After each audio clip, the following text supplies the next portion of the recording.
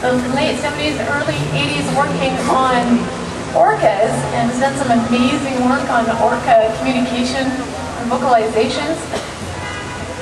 In the Johnstone Straits and the Broughton Archipelago, she noticed that the salmon, some of the salmon smolts had sea lice, and started to do research on the effect of salmon farms on wild salmon in the 90s. She's published and authored about 15 or more papers and written 5 books. But she just recently started a petition called Adopt a Fry.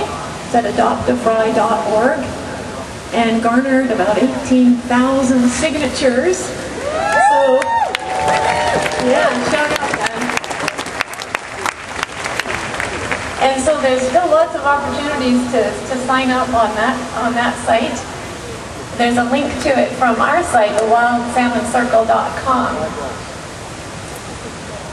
I'd like to welcome Alexandra Morton to come up and say a few words.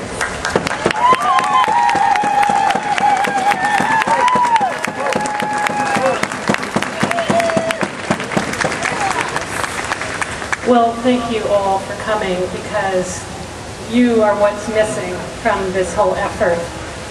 As many of you know, wild salmon are a gift to us.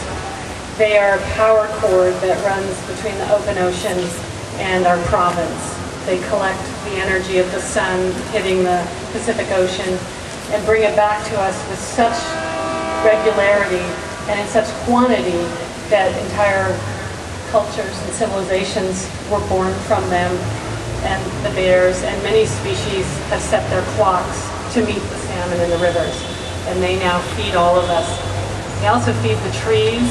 Right now we're breathing oxygen that very likely was made by a tree that has been fed by salmon.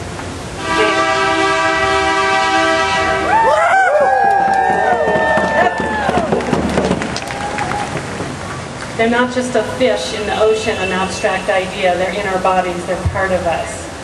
And this collapse of the Fraser sockeye is very, very specific.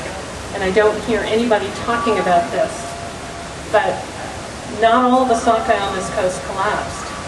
In fact, in the Fraser River, most of the sockeye go north past Campbell River, past 60 salmon farms. They collapsed by 92%.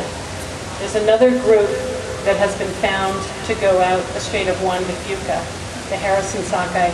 They came back at twice what the Department of Fisheries forecast.